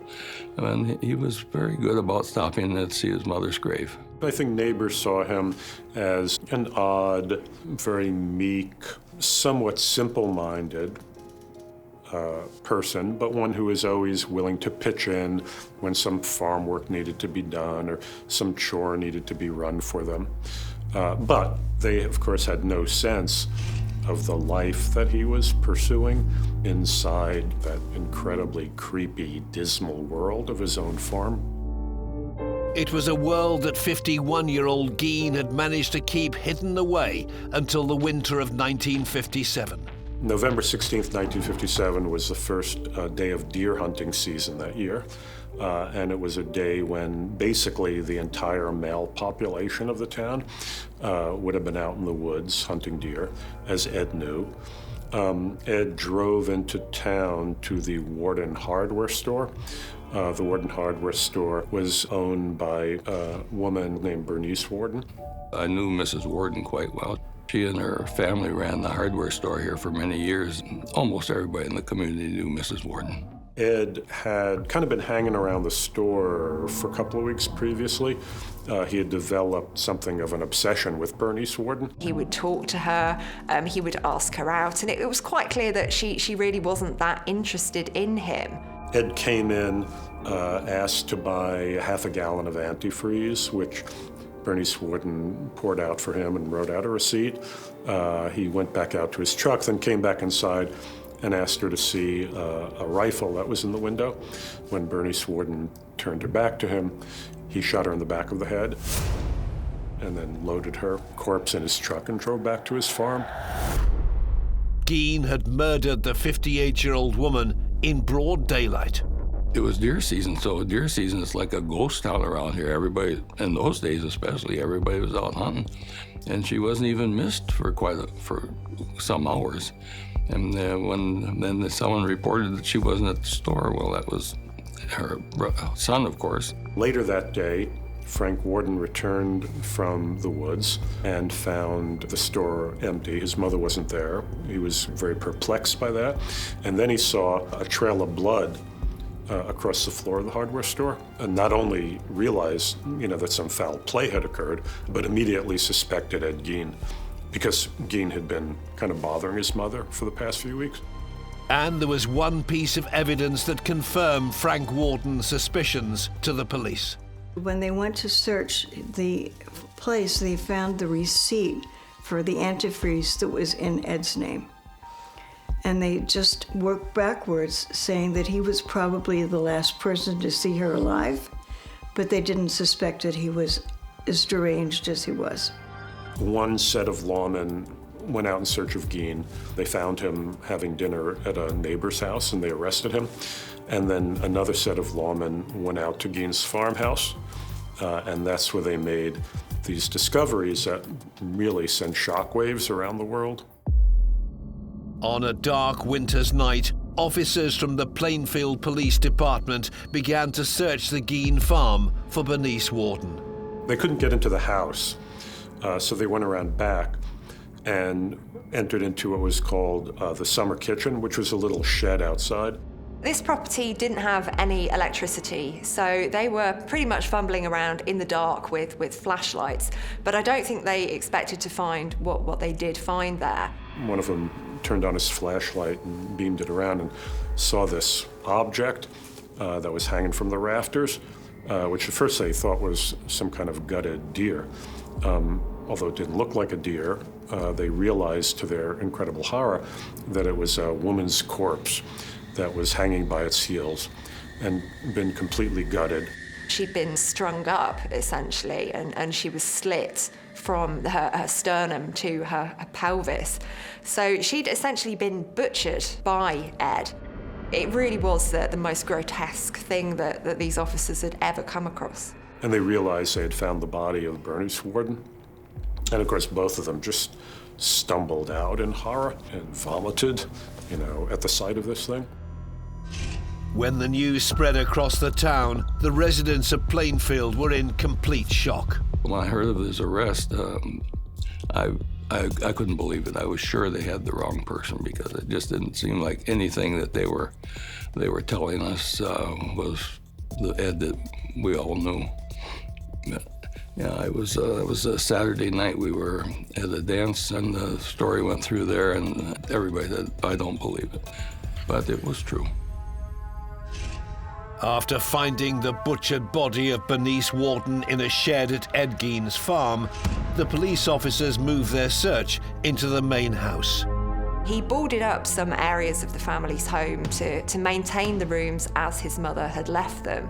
And in other parts of the property, he just started hoarding things. You would have trash and rubbish build up, and it really became a complete hovel. He'd reverse the normal process of trash disposal, and instead of taking all his garbage to the dump, would go to the dump and bring it into his house. It was just this incredible chaos of trash and garbage. But there was more than just household waste. Amid all that wreckage, they discovered these incomprehensible, unspeakably awful objects that had been fashioned out of human body parts. There were chairs that were upholstered in human flesh. There was a lampshade made of human skin. They found the remains of 12 human heads, gloves made out of the skin from a corpse's fingers. There was a jar containing human noses. There was a box full of female genitalia, some of which had been painted and tied with ribbons. There was a belt fashioned out of female nipples. There was a shade pull made of human lips. They found all types of things that belonged to people that were no longer people. And it was shocking. I mean, you think of this happening, now, it'd still be shocking. But back then, in a small, tiny rural community, It was absolutely, it was breathtaking. Ed Gein's farmhouse was the habitation of a literal ghoul. You know, somebody who had been living amidst these horrific relics of human dismemberment. It was a madhouse. Gein's fascination with death and corpses had been growing ever since his mother had died 12 years previously. Ed had always enjoyed reading. It was quite a solitary pursuit, so that's not particularly surprising. But after the death of his mother and his brother, he started to read an awful lot more, and his tastes in literature really did span quite a wide spectrum. He read pornographic magazines, he read medical textbooks, and he developed a particular interest in Ilse Koch, who worked at one of the Nazi concentration camps and collected patches of skin of the prisoners who were detained there. And I think all of this was fueling a very active imagination. So he's developing these obsessions and these interests, and he's quite skilled as a farmhand at this point in time. He knows how to slaughter animals, he knows how to prepare carcasses. He's from a community that's very much into its hunting and its fishing. So at some point, reality and fantasy are going to collide. As the search of the farmhouse progressed, officers found that the grotesque collection of body parts became even more disturbing. Among the most hideous of all the items were human skin masks that were hanging from the wall of his bedroom, the faces of women that had been flayed from the skulls and that had been preserved. Some of them had lipstick applied to them and that had been hung on the walls as decorations. And then, most notoriously, there was a skin suit that Ed had crafted out of the upper torso of a woman and the leggings of a woman.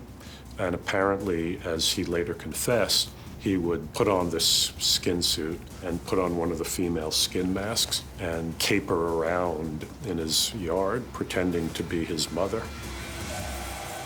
Gein's macabre collection had been acquired from the very same cemetery where his mother's body lay. 2 years after the death of his mother in 1947, he starts grave robbing.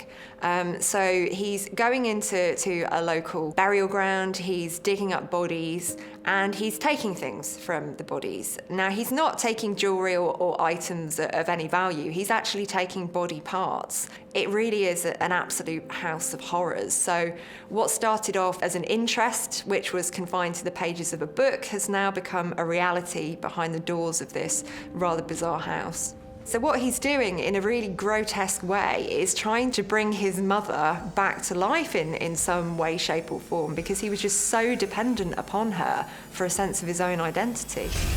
And the search wasn't over yet. Officers would soon discover, inside a paper bag in Gein's home, the severed head of a woman who'd been missing from Plainfield for over 2 years. I think that the real tipping point for Ed Gein was when his mother and his brother died, because even though this family was very intense and rather extreme in its beliefs, it was still a check on his behaviour. There was still that informal surveillance over him, and I think that kept him contained.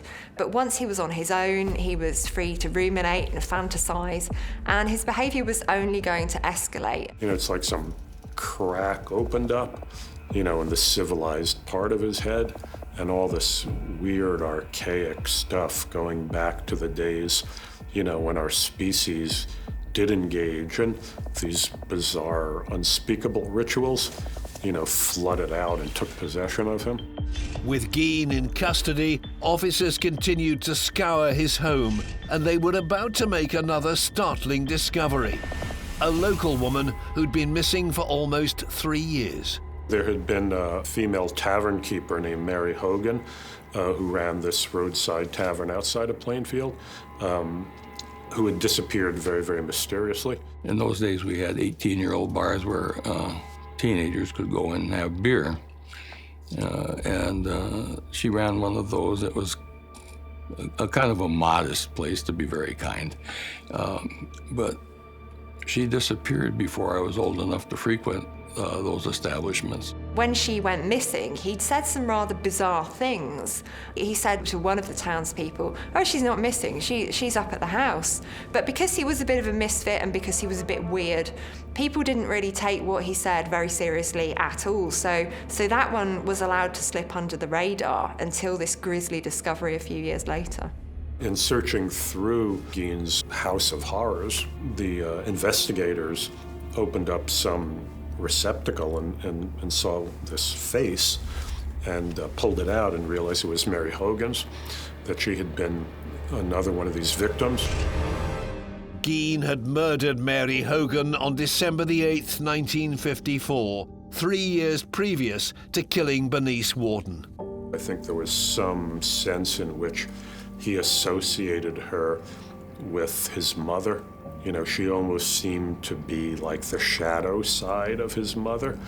And I think in killing her, again, he was both enacting some kind of homicidal rage toward his mother, but I think also there were times when he just ran out of suitable female corpses and had to make his own. Back at the local police station, it was time for Ed Gein to start talking.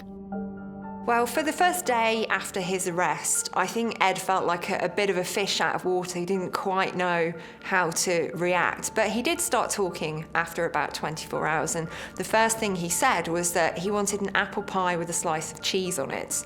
And that really does show the emotional immaturity of this guy. And when you've got somebody whose development stops at a particular point, they don't develop those complex emotions that enable them to empathise with other people or to think through the consequences of their actions. So what you've got here is a teenage boy in a man's body, and he was capable of some really terrible things. He was subjected to a very lengthy interrogation.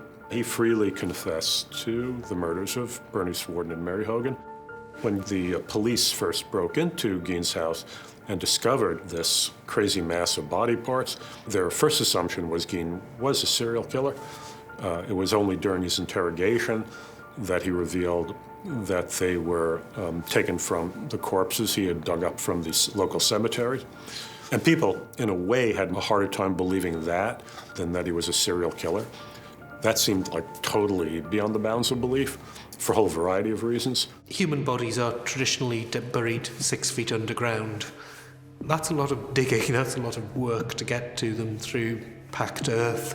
He'd need spades, picks, he'd need to be strong, and he'd need, one assumes, to do it at night because he'd need to be undisturbed. I'm not sure he did recognize that what he was doing was wrong. You know, there are some necrophiles who think, well, I wasn't really hurting anybody. You know, they were dead anyway.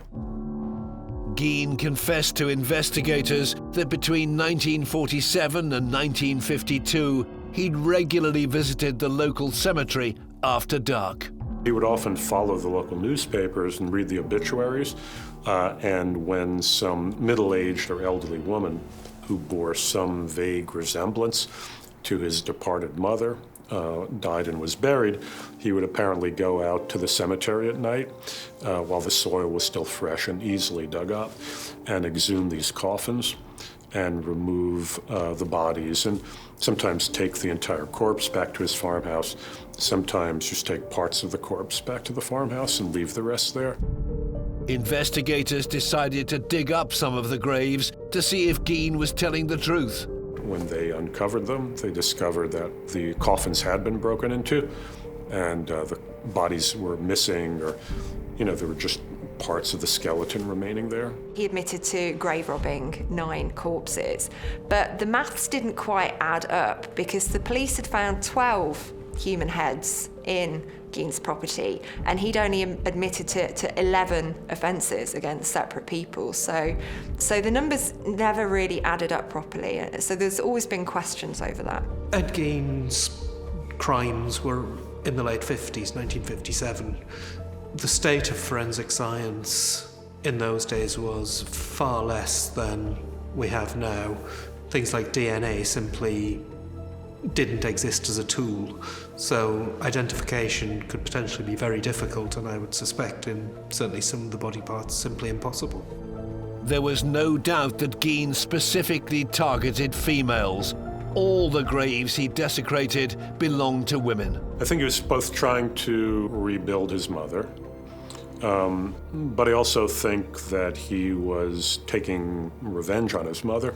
That kind of love and hate of Mommy were manifested both by his attempting to bring her back from the dead, but also perpetrating, these atrocities on the corpses of female bodies. It's been reported that Geinn did in fact try to return Augusta to the family home after her funeral. There's some indication that he initially tried to exhume his mother's corpse. Apparently Ed missed the presence of his mother so much. He wanted to bring her back and somehow, in his madness, reconstitute her in his household. He couldn't get to his mother's grave because the soil in that part of Wisconsin is very sandy, and many coffins are buried within concrete vaults to prevent the sand from collapsing on them. And that was apparently true of Augusta Geinn. In November 1957, Ed Gein was charged with the murder of Bernice Warden. The media descended on the tiny town of Plainfield, Wisconsin. What kind of a man did you know him as? Well, a man is a nice man, just like anybody else. The only difference I'd say in the man, he seems to be a little hot. Well, the cultural context of the Geinn case is quite an interesting one, because I think this was one of the first cases that gathered an awful lot of attention. There was a media circus that developed around this because nothing like this had ever really happened before. It was something completely new.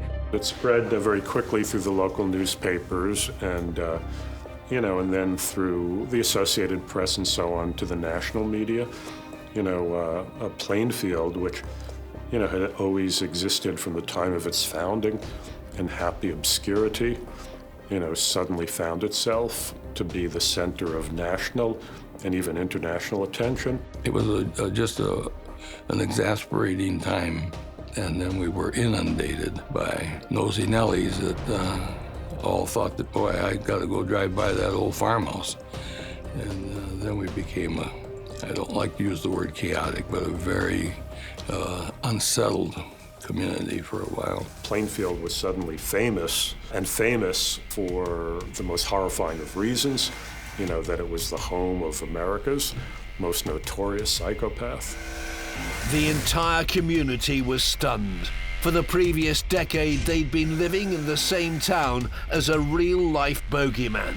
It would now be down to the courts to decide whether or not Ed Gein was insane. On November the 21st, 1957, the 51-year-old pleaded not guilty by reason of insanity at his arraignment at Waushara County Court, and it was declared that he was unfit to stand trial. There were indications that Ed was clinically psychotic, that he had hallucinations, that he heard voices, or the trees would start talking to him. Most serial murderers are not psychotic, but Ed seemed to have the symptoms of some form of psychosis. Gein was sent to the Central State Hospital for the Criminally Insane in Warpen, Wisconsin, which is now a maximum security prison. 70 miles away in Plainfield, the community was trying to get back on its feet, but the shadow of Ed Gein lingered over the town. In 1958, the property that Gein had lived in was due to be auctioned off. And I think the last thing that local people wanted was for this to become some kind of shrine, some kind of attraction for people who were morbidly fascinated. So a few days before the auction, the property was burned to the ground, essentially. A lot of talk of arson. They had been cleaning up around there and had been burning trash up around that particular day too. So then that was an excuse of a possible cause that maybe the wind got something in the evening and got some live embers in there. A lot of the neighbors weren't too happy with having talk of it being turned into a museum of sorts, but there were a lot of stories. Anyway, it's gone. People still kept coming, though, even after the house was gone. For a year, still had people coming to drive by the empty lot where the house used to stand. In March 1958, the car which Geinn used to transport the bodies of his victims was bought at an auction for over $700 by a carnival operator who charged fascinated Americans 25 cents for a photograph at a macabre sideshow. I think what we're seeing here is the rise of the serial killer consumer culture. People are fascinated in these kind of cases, and some criminologists refer to this as wound culture, that we're essentially drawn to the trauma and the suffering of other people, and we're drawn to the artifacts that exist around these cases. Geinn remained in the Central State Hospital for 11 years until doctors determined that he was finally fit to stand trial for the first-degree murder of Bernice Worden. The hearing lasted for a week, and on November the 14th, 1968, Judge Robert Gulmar had reached a verdict. He was tried and found guilty of the murder of Bernice Worden, but then he was judged insane and stuck back in the mental institution. I think that was possibly somewhere where he may have thrived, because he had structure, he had a routine, he had people watching over him and looking after his needs. Forensic psychologist Dr. Helen Morrison interviewed Geinn during his time in hospital. I was working at that time as a staff psychiatrist, and I was covering all the units. And when I was asked to go over to see this person, I went over to see it, and I saw Ed Gein. He was not at all coherent. He was such a little person. That I found it hard to picture him as the person who'd committed all these homicides. He lived there very peacefully. He never caused any problems, never had any type of behavioral thing, no type of I guess you could say, consequence for bad behavior. Gein's quiet nature in hospital was in stark contrast to the monster Helen had heard so much about. I received a letter from one of his neighbors who used to be a friend of his. She was a little girl, and she remembers going over to his house, and he would serve soup and everything. Well, it turned out the soup bowls were the skulls of many of his victims, and people never knew it. On July the 26th, 1984, Ed Gein died of lung cancer, aged 77. He was buried next to his mother on the Gein family plot at the same cemetery which he so often desecrated during his career of horror. Gein has left a lasting impact on the small community where he committed his ghoulish crimes. We really wouldn't care to have that be our claim to fame. You know, we've turned out lots of doctors and architects and some really good people out of our schools here. We're very proud of them. We'd rather be known for a tremendously good population than to be credited for only one issue. But just like the carnival operators of the 1950s, people continue to try and get their hands on grisly souvenirs related to Gein. In the year 2000, somebody was found to be selling parts of the gravestone that had been erected at Ed Gein's grave. For people who are fans of the serial killer cult, this was just the gift that kept on giving. They keep putting up headstones, and the headstones keep disappearing. There's a whole category of collectible that has come to be known as murderabilia. And Gein relics are particularly prized among people who collect that kind of morbid relic. Over 60 years since the horrific crimes, Gein has grown into a notorious figure in American folklore, a killer of almost mythic proportions. The two things that are fascinating about Ed Gein is the fact that he only, as far as we know, murdered 2 people, which is a lot less than many infamous killers, but he's had such a huge legacy in films, books, music. He seems to have become a sort of pop culture murderer. At the time the Geinn crimes were being revealed in the press, there was a writer of pulp horror named Robert Bloch who had moved to Wisconsin to be with his wife's family. And at some point, when Geinn was being interviewed by various psychiatrists, all these headlines in the papers were trumpeting the fact that Geinn had been motivated by these deranged Oedipal conflicts, that he was this desperately sick mama's boy, who was perpetrating these atrocities on middle-aged women, who reminded him of his mother. And this caught the attention of Robert Bloch, who decided this could potentially make the basis of a good horror novel, and that became the book Psycho. In the book Psycho, Norman Bates, actually, after he's arrested, compares himself at the end of the book to Ed Gein. So the connection is made very, very explicit there in the book. Anyway, Psycho, as we know, turned into one of the great classic horror movies of American cinema. If you look at horror movies before then, there were all these Eastern European monsters, Frankenstein and Dracula and the Wolfman, or else they were aliens from outer space.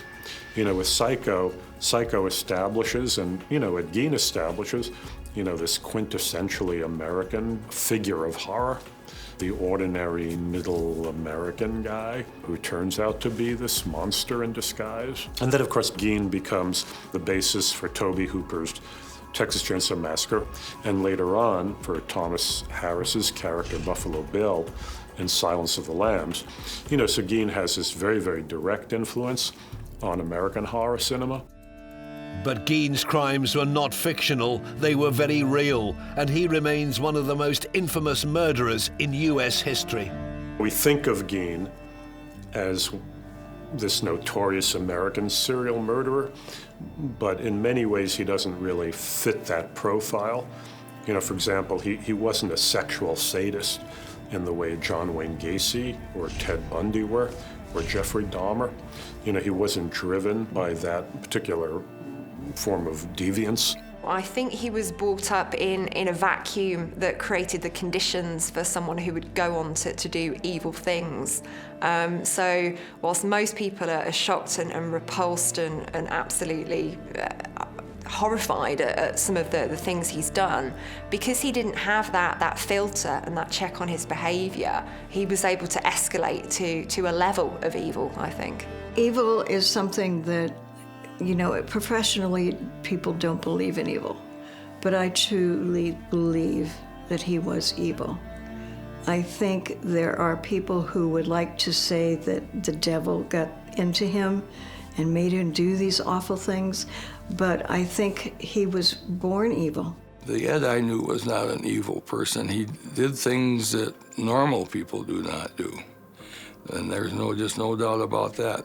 And to kill two people is certainly not a person who you would really like to invite to your neighborhood party.